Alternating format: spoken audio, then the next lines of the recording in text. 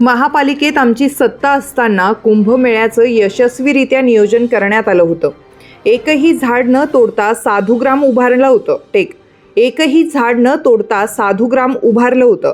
मग आता झाडं तोडण्याची गरज का पडली असा प्रश्न उपस्थित करत मनसेचे युवा नेते अमित ठाकरे यांनी समाधानकारक उत्तर न मिळाल्यास एकही झाड तोडू देणार नाही अशा भाषेत प्रशासनाला ठणकावलंय.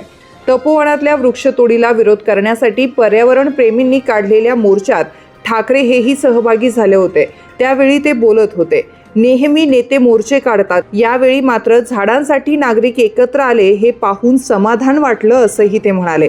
कुंभमेळ्याच्या नावाखाली तपोवनातल्या 1700 झाडांवर कुऱ्हाड चालवण्याचं महापालिकेने ठरवलंय. त्याविरोधात नाशिककर एकवटलेत. आतापर्यंत अनेक आंदोलनं झालीत. आज पुन्हा हुतात्मा स्मारक ते महापालिका असा मोर्चा काढण्यात आला. महापौर हिमगौरी आडके यांनी मोर्चेकरूंशी संवाद साधला. त्यात समन्वय समिती स्थापन करण्याचं ठरवलं. समन्वय समितीच्या माध्यमातून पुढे बैठका होणार आहेत. पुढल्या आठवड्यात बैठक झाली नाही तर पुन्हा रस्त्यावर उतरू असा इशारा पर्यावरणप्रेमी अमित कुलकर्णी यांनी दिलाय.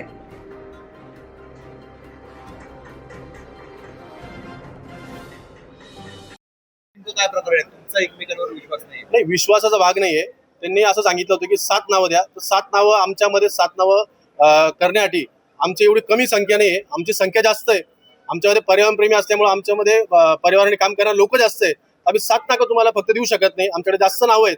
आम्ही त्याला की आम्हाला 12-15 नावं देऊ. आम्ही 7 नावं देऊ शकत नाही, कारण की ही कुठली समिती ही काय एखाद्या पक्षासाठी किंवा तुमच्या एखाद्या एरियासाठी नाहीये. ही पूर्ण नाशिकच्या पर्यावरण आणि तपोवन हा जो आपला नाशिककरांची जी आस्था आहे, आपला जो कुंभमेळ्या दृष्टीने जे महत्वाचा विषय त्या ठिकाणी आपण ही समिती बनवतोय. तर या ठिकाणी आम्हाला नावं देताना 7 नावं आम्ही देऊ शकणार नाही. त्या विषयी आमचं भांडण होतं. आम्ही 12-15 नावं देऊ. महापौर मॅडमने ते ऍग्री केलेलं आहे की चालतील, पण तुम्ही आज द्या. आम्ही पुढच्या 2 दिवसात त्याच्याबद्दल मिटिंग घेऊ.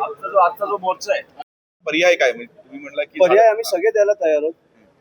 जेव्हा राजसाहेबांची सत्ता होती तेव्हा पण तिकडे कुंभमेळा झालेला आणि आम्ही तिकडे उत्तम प्रकारे साधू संतांची काळजी घेऊन तिकडे सुरळीत पार पाडलेला. तो एकही झाड तुटलं नव्हतं. त्याच्यामुळे मला वाटतं की जर इच्छाशक्ती असेल तर आपण हे करू शकतो, आणि जर इच्छाशक्ती नसेल, जर तुम्हाला कोणाच्या तरी घशात घालायची असेल ती जमीन कुंभमेळा झाल्यावर, तर मला वाटतं काय होतं हे तुमच्या समोर आहे. मला वाटतं हे 5 ते 7 हजार झाडं जे रस्त्यावरची पण कापतायत रस्ता मोठा करायला, कशासाठी? आपण 500 किलोमीटरचे रस्ते उत्तम केले, मध्ये झाड असेल तर त्याच्या भोवती रस्ते बांधले, पण उत्तम एक खड्डा नाही पडला पावसाळ्यात. त्याच्यामुळे आपल्याला माहिती आहे की करायची असेल आणि इच्छाशक्ती असेल तर होऊ शकतं. माझी फक्त एवढीच इच्छा आहे की जे काय करतायत तुम्ही ट्रान्सपरन्सी पारदर्शकतेने करा. समितीमध्ये आमच्या लोकांना घेऊन करा आणि त्या समितीमध्ये मी पण असणार. ठीक आहे. आज या ठिकाणी 115 दिवस जे रोज